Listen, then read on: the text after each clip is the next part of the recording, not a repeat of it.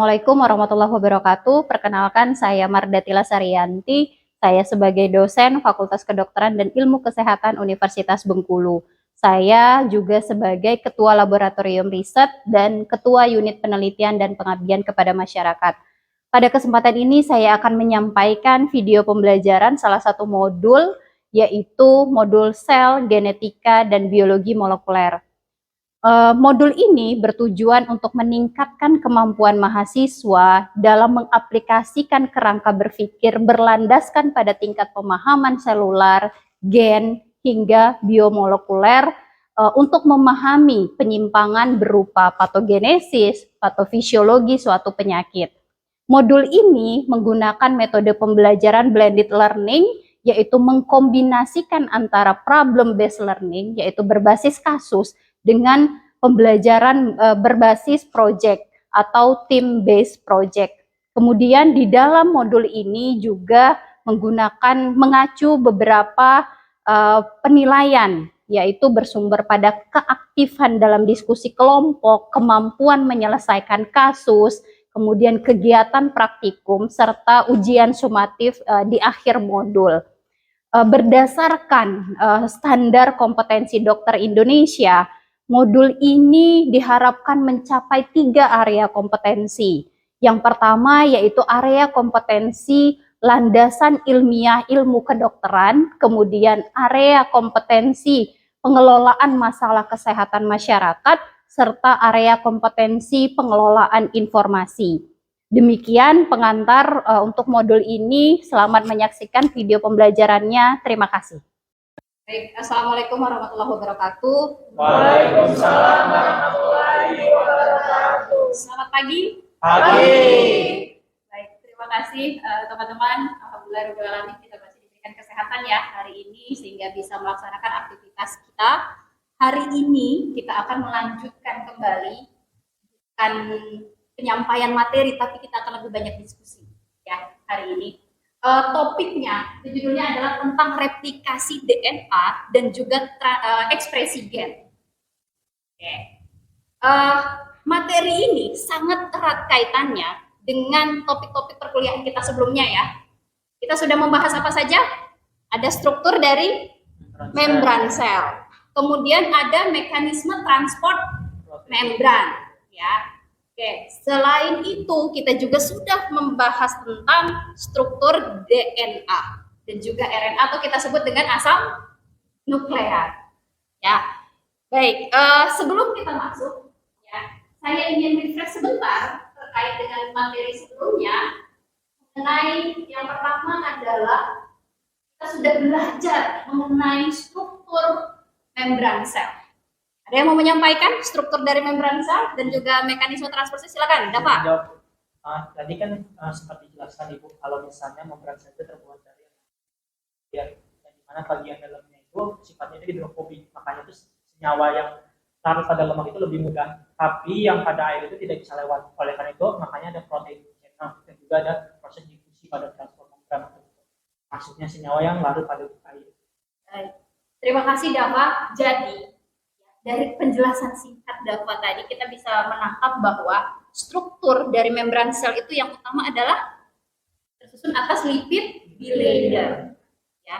Dan kalau bicara mengenai mekanisme transport membran yang tadi disebutkan ada difusi. Jadi sebetulnya secara garis besar itu kan ada 2 ya. Ada yang pasif dan aktif. Difusi itu termasuk pasif atau aktif? Pasif. Ya, jadi ada difusi sederhana, difusi terfasilitasi, dan juga osmosis. Itu yang pasif. Sedangkan yang aktif yang tadi disebutkan ada transport protein. Nah, protein ini molekulnya besar, ya sehingga tidak bisa kemudian ditransport itu dengan difusi sederhana. Ya, maka dibutuhkan mekanisme yang lain, ya, yang membutuhkan ATP. Makanya disebut dengan aktif, gitu ya. Baik.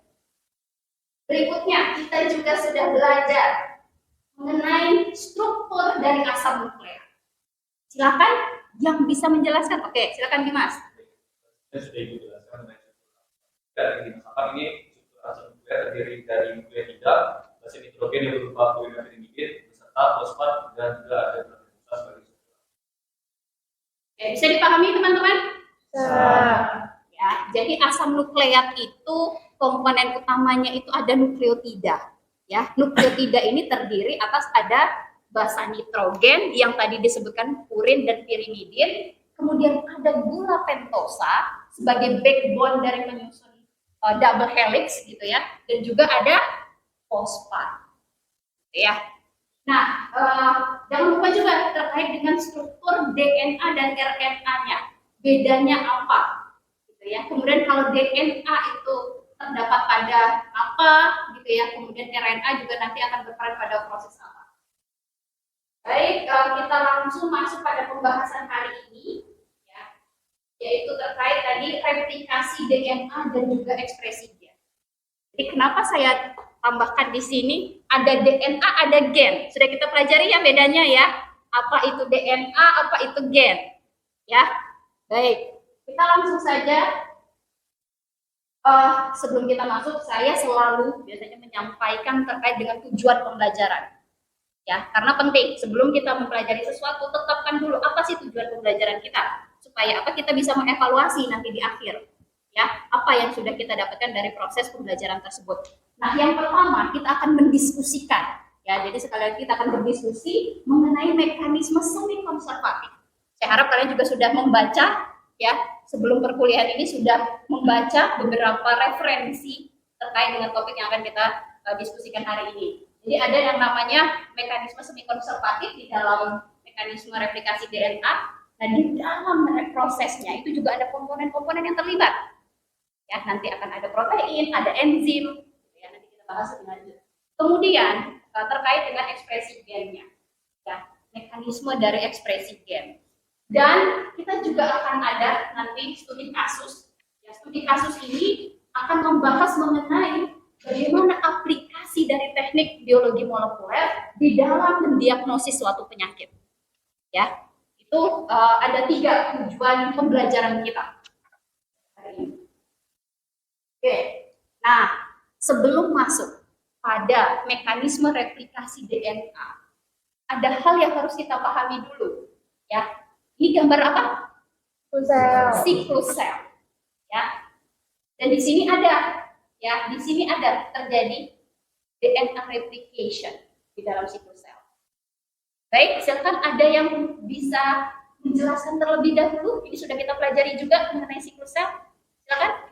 Oke, Willy, silakan. Baik, terima kasih buat atas waktunya. Di sini saya mohon izin menyampaikan. Jadi berdasarkan pelajaran yang kita sudah pelajari sebelum-sebelumnya, untuk siklus sel itu sendiri terdiri dari 2 tahap secara umum, yaitu interfase dan juga mitosis. Di mana interfase itu terdiri dari fase G1, di mana pada fase G1 ini nantinya akan terbentuknya komponen-komponen sel. Kemudian akan berlanjut ke fase S, di mana fase S ini akan terjadi DNA replikasi atau replikasi DNA. Kemudian yang terakhir itu pada fase G2, di mana di sini akan terjadi pertumbuhan lebih lanjut dari selnya. Nah, setelah terjadi pertumbuhan, maka akan masuk ke fase mitosis. Nah, di fase mitosis ini juga akan terdapat beberapa fase, profase, metafase, anafase, dan telofase, di mana untuk melanjutkan siklus ini nanti juga akan ada checkpoint. Nah, checkpoint inilah yang nantinya akan diatur oleh ekspresi gen. Mungkin itu yang bisa saya. Baik, luar biasa, tepuk tangan untuk Welly. Sangat detail ya. Ada beberapa poin teman-teman dari Welly yang sampaikan tadi. Jadi ada interfase, itu kita ketahui sebagai fase terpanjang, ya, yang paling lama dalam siklus sel. Ya, dan ini ada beberapa referensi yang menyatakan bahwa pada fase ini sel itu tidak memiliki aktivitas, gitu ya. Bahkan disampaikan bahwa dia seperti dormansi. Padahal ya kita lihat pada interfase itu ada G1, S, G2, yang sebetulnya sel itu tidak dalam kondisi diam, tetapi ada berbagai proses metabolisme yang terjadi, gitu ya, dalam rangka mempersiapkan nanti sebelum masuk ke tahap mitotik. Ya, nah salah satu yang sangat penting itu adalah di sini fase S. S itu singkatan dari sintesis. Ya, artinya sintesis adalah terjadi perbanyakan, ya, atau dikopi DNA kita pada tahap ini. Ya, nah pada studi kasus nanti yang tadi Welly sampaikan ada checkpoint. Ya, nah, di antara beberapa ini ada memang fase yang namanya checkpoint. Ya, karena apa? ada kemungkinan pada proses ini terjadi kesalahan. Ya, kesalahan membaca, kesalahan dalam replikasi, sehingga nanti hasil replikasinya bukan DNA yang normal, tetapi abnormal, gitu ya. Nah, kalau kemudian ini lolos dari checkpoint, ya, untai DNA yang salah akan terus direplikasi. Makanya nanti ini kaitannya juga dengan kasus, studi kasus yang akan kita bahas, ya, yaitu berimplikasi pada salah satu penyakit keganasan yang kita sebut dengan kanker. Ya, nanti akan kita bahas selanjutnya. Baik, terima kasih Meli. Berikutnya, ya. Nah, ini ada beberapa teori sebetulnya yang mendasari proses terjadinya replikasi DNA. Ya, ada 3 yang utama. Ada teori konservatif, ya, semi konservatif, dan dispersif. Oke, dari gambar ini cukup terlihat ya perbedaannya. Ada yang mau mencoba? Oh, baik, silakan, itu. Mohon maaf, itu suaranya bisa lebih keras. Jadi dalam model replikasi DNA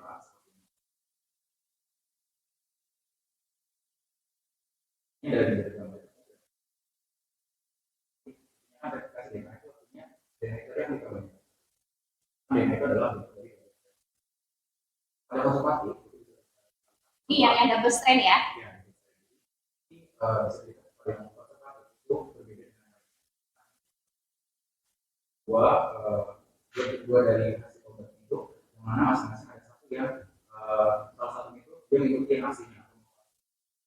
Sedangkan nanti yang hasil yang kedua itu adalah bentuk molekul yang berbeda. Sedangkan pada hasil konservatif namanya dia sebenarnya secara fragmen DNA itu tidak terpecah-pecah. Bisa dari sana bahwa setiap ikan itu saling saling berhubungan, jadi ada yang molekul baru sama molekul yang lamanya. Sedangkan pada diskresi benar-benar dari kita dari DNA itu mengalami fragmentasi itu benar-benar bercampur, namanya diskresi. Setiap masing-masing produk dari DNA tadi akan memiliki campuran antara molekul baru dan molekul lama. Baik, terima kasih Titus. Bisa ditangkap dengan jelas teman-teman? Bisa. Ya, jadi yang disampaikan oleh Titus tadi sampai tahap ini ya. Jadi pada generasi pertamanya, yang ini tadi Titus sampaikan bahwa ini warnanya kan dibedakan ya. Ini adalah sama ya, sama dengan template-nya, dengan DNA cetakannya. Artinya untai ini dia betul-betul sama persis nanti. Sedangkan yang ini dua-duanya adalah baru, ya, untai baru. Nah, di sini beda. Kalau di sini, jadi konsepnya adalah masing-masing untai ini akan menjadi DNA cetakan dan menghasilkan satu untai komplementernya yang baru. Ya, jadi masing-masing ada 2, tetapi merupakan dua-duanya campuran. Jadi kalau yang ini satu betul-betul sama persis, yang satunya betul-betul baru. Nah, kalau di sini masing-masing itu adalah dia bercampuran kombinasi dari untai lama dan untai baru. Ya, nah kalau di sini dia terdispersi. Jadi teori ini menjelaskan bahwa ketika DNA direplikasi, nanti akan ada tuh fragmen-fragmen DNA baru, kemudian DNA lama, DNA baru, DNA lama, gitu ya. Nah, masing-masing teori ini sebetulnya ada eksperimen yang mendasari, ya teman-teman. Dan nanti bisa dibaca lebih lanjut lagi, gitu ya, mengenai dasar dari teori ini. Tetapi, ya, kita mengetahui bahwa yang paling sesuai dengan model replikasi DNA itu adalah yang semi konservatif. Ya, itu pembuktiannya berdasarkan eksperimen dari Michelson and Stahl. Ya, nanti bisa dilihat. Oke. Nah, di dalam proses replikasi DNA, tadi saya sampaikan ada enzim yang berperan, ada protein, ya, bahkan ada yang disebut dengan primer. Oke, kita lihat satu persatu, ya, dan juga apa perannya dari masing-masing komponen ini di dalam proses replikasi DNA. Mau nonton? Oh. Oke, kita lihat video ya. Jadi melalui video ini saya pikir akan lebih jelas. Ya, nanti apa sih peran dari DNA polymerase? Apa peran dari primase, helikase dan lain-lain? Juga ada yang disebut dengan single strand binding protein, gitu ya, dan juga ada RNA primer. Baik, kita saksikan video singkat mengenai mekanisme dari replikasi DNA.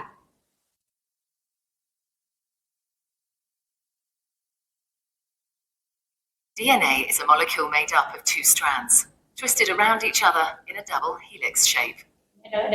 Each strand is made up of a sequence of 4 chemical bases, represented by the letters A, C, G, and T. The 2 strands are complementary. This means that wherever there's a T in one strand, there will be an A in the opposite strand. And wherever there's a C, there will be a G in the other strand. Each strand has a 5' end and a 3' end. The 2 strands run in opposite directions. This determines how each strand of DNA is replicated. The first step in DNA replication is to separate the 2 strands. This unzipping is done by an enzyme called helicase and results in the formation of the replication form. The separated strands each provide a template for creating a new strand of DNA. Kita lanjutkan dengan ekspresi gen, ya. Di sini ada istilah central dogma. Ya, central dogma itu adalah nih, ya, dari bagaimana kemudian dari DNA itu kemudian bisa mengekspresikan, ya, protein atau asam amino. Nah, prosesnya yang pertama ada 2, ya. Kita mengenal bahwa ekspresi gen itu terjadi dalam 2 tahap. Ada transkripsi dan juga translasi, ya. Nah, transkripsi itu adalah proses dari DNA kemudian akan ditranskrip menjadi RNA. RNA nanti ada beberapa macam, gitu ya. Kemudian translasi.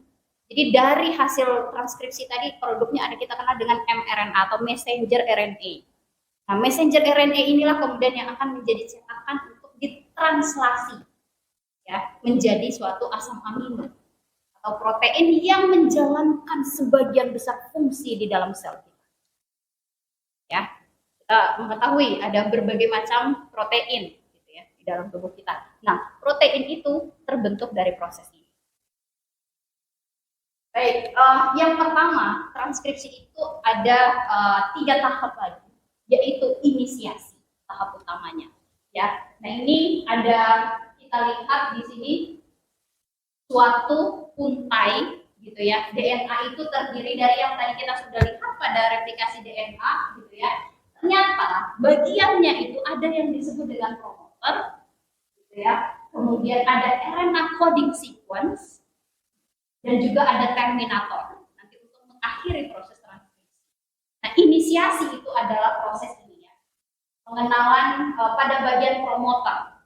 Jadi promoter itu fungsinya adalah menginisiasi transkripsi, ya, yang di depan dari suatu sequence DNA.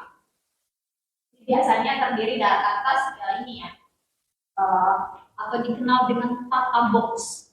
Itu adalah promoter.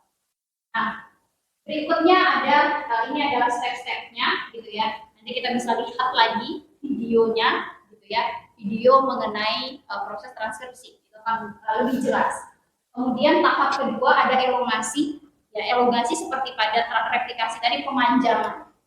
Ya, pemanjangan. Nah, kemudian berikutnya adalah ini adalah proses dari elongasi, ya, yang diperankan oleh RNA polimerase. Nah, kalau tadi pada replikasi DNA polimerase. Nah, karena ini kita ingin mentranskrip menjadi RNA, ini diperankan oleh RNA polimerase. Ya. Nah, berikutnya adalah terminasi. Jadi memang proses ini akan diakhiri nanti ketika, ya, dia ketemu dengan sequence terminator. Ya, ada sequence terminator. Ya, itu ada 2 tipe, yaitu tipe 1 dan tipe 2. Ya. Kemudian berikutnya, ya, ini kita akan langsung, gitu ya, mencoba mengaitkan, gitu ya, yang materi tadi yang sudah kita bahas mengenai replikasi DNA dan juga ekspresi gen dengan suatu kasus di dalam kedokteran, gitu ya, yang kemudian kita bisa melihat bagaimana sih sebetulnya aplikasi dari teknik-teknik tadi, apa perannya dalam patogenesis atau terjadinya suatu penyakit. Lalu sekarang diagnosis penyakit juga sudah pada sampai era diagnosis molekuler, ya. Nah, nanti kita akan lihat seperti apa kemudian teknik tersebut mendasari diagnosis dari suatu penyakit. Baik, ini skenario yang juga sudah saya sampaikan ya, supaya kalian sudah bisa membaca dan menganalisis. Silakan, ada yang bisa membacakan skenario kasus kita pada hari ini? Silakan, Bagas. Ini skenario kita ada apa dengan Dian. Kasusnya Dian, seorang laki-laki berusia 47 tahun, dirujuk ke rumah sakit kanker dermatis dengan riwayat sakit perut dan perdarahan dubur selama lebih dari 2 bulan. Hasil kolonoskopi menunjukkan massa dubur dan analisis histologis menunjukkan adenokarsinoma grade 1 yang berdiferensiasi baik. Sampel biopsi tersebut diperiksa lebih lanjut dengan teknik molekuler. Sampel dilakukan isolasi DNA dan dilanjutkan amplifikasi PCR menggunakan primer spesifik gen KIRAS dan ditemukan mutasi gen KIRAS pada ekson 2 codon 12.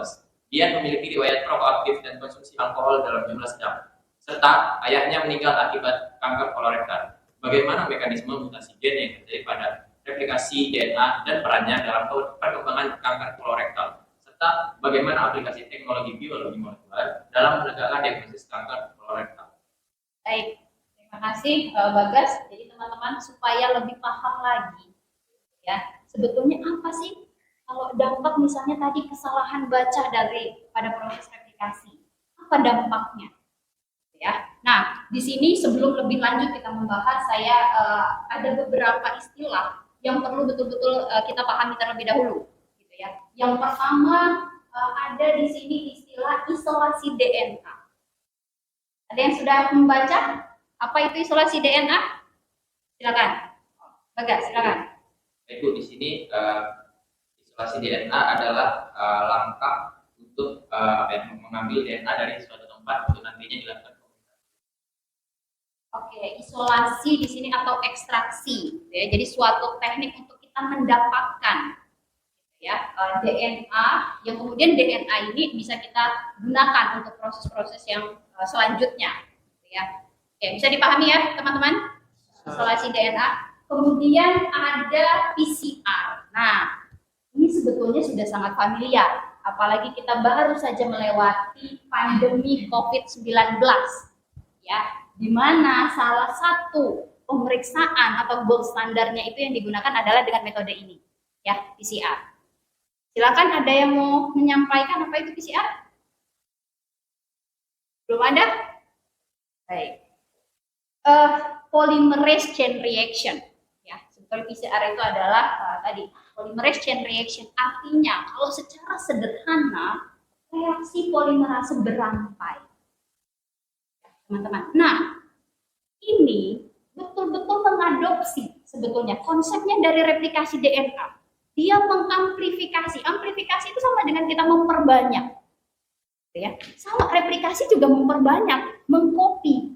Bedanya yang tadi saya sampaikan, kalau replikasi itu terjadi di dalam sel kita, ya, khususnya di dalam nukleus, ya. Nah, kalau PCR ini prosesnya terjadi di dalam tabung atau di dalam suatu mesin yang kita ketahui dengan mesin PCR atau thermal cycler. Tapi prosesnya sama. Makanya nanti akan ada proses-proses di PCR itu juga seperti proses replikasi. Tetapi bedanya nanti ada kita menggunakan suhu.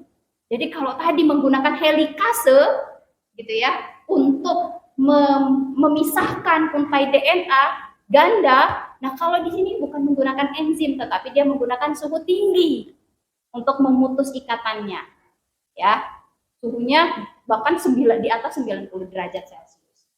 Oke, terima kasih Bagas. Kemudian primer ini, ya, ini juga yang digunakan di dalam PCR. Sama seperti tadi replikasi DNA, yang ada primer untuk menginisiasi sintesis, ya. Kemudian gen KIRAS. Nah, gen KIRAS ini adalah salah satu gen yang mengalami mutasi, ya, di dalam yang kemudian akan berperan penting dalam patogenesis kanker kolorektal, ya. Nah, saya pikir mutasi juga bisa dipahami, ya. Jadi adanya perubahan. Ya, perubahan itu bisa macam-macam. Makanya nanti jenis-jenis mutasi itu ada insersi, ada delesi, ada translokasi, ya, dan lain sebagainya. Nah, yang perlu kita bahas adalah bagaimana kemudian mekanisme mutasi ini terjadi pada replikasi DNA. Gitu ya. Nah, ini kaitannya dengan tadi. Kemudian apakah kemudian bagaimana perannya dalam perkembangan terutama keganasan atau kanker? Ya, dalam kasus ini kita membahas kanker kolorektal. Dan dalam menegakkan penyakit-penyakit seperti ini ada peran dari teknik-teknik biologi molekuler. Ya. Nah, saya coba bahas sedikit, gitu ya, teman-teman. Di sini, ya, pada bagian ini kita melihat tadi bahwa pada kasus tersebut ayahnya memiliki riwayat kanker kolorektal. Berarti ada kemungkinan akan ada peran genetik di sini. Ya, nah selain itu, tetapi dia juga memiliki kebiasaan ini. Ya, kebiasaannya itu berupa riwayat perokok aktif dan konsumsi alkohol. Ya, maka ini bisa menjadi juga salah satu faktor resiko yang dimiliki oleh pasien ini, gitu ya.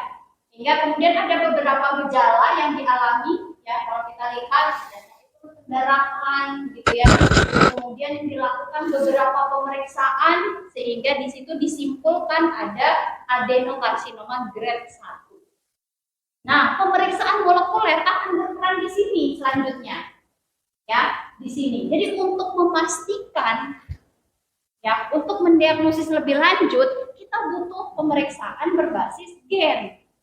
Ya, disitulah kemudian di sini ada peran tadi teknik isolasi DNA, kemudian dilakukan amplifikasi, gitu ya, sehingga kemudian kita bisa tahu, bisa mendeteksi, oh terjadi mutasi ternyata pada gen KRAS-nya.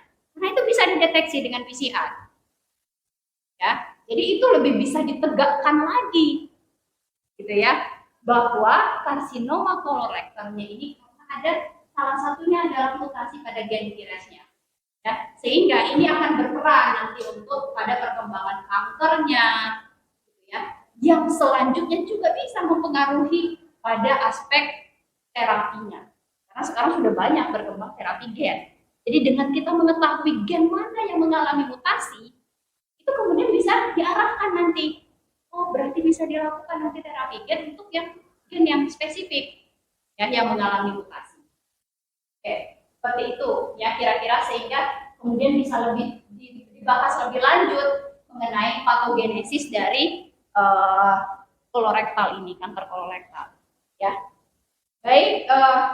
Selanjutnya ada beberapa, ya. Jadi dari pembahasan kita hari ini, saya pikir beberapa kesimpulan, gitu ya, bisa kita ambil. Terutama kita merujuk pada tujuan pembelajaran kita tadi. Yang pertama, bahwa replikasi itu mengikuti teori semi konservatif tadi, ya. Jadi, itu bisa kita terima dengan pembuktian eksperimen yang sudah dilakukan. Dan di dalam proses replikasi itu ada enzim tadi, ya, ada protein yang juga ikut berperan. Ya, kemudian untuk ekspresi gen sendiri kita tadi sudah membahas mengenai ada transkripsi dan translasi. Dan proses ini juga terjadi baik pada sel prokariot maupun eukariot, cuma mekanismenya saja yang nanti akan ada sedikit perbedaan. Ya. Kemudian kita bisa lihat lagi, ternyata aplikasi teknik biologi molekuler itu memiliki peran yang sangat penting, gitu ya. Apalagi tadi saya juga sampaikan di dalam kita menghadapi pandemi kemarin, itu juga salah satu contohnya. Aplikasi dari biologi molekuler juga untuk diagnosis penyakit-penyakit yang lain. Ya, termasuk tadi yang kita bahas adalah kanker kolorektal. Baik, terima kasih. Demikian yang bisa saya sampaikan, dan terima kasih atas diskusinya yang luar biasa hari ini, gitu ya. Semoga kita mendapatkan banyak informasi baru, pengetahuan baru, gitu ya. Mohon maaf dari saya atas kekurangan kekhilafan. Wassalamualaikum warahmatullahi wabarakatuh. Waalaikumsalam warahmatullahi wabarakatuh.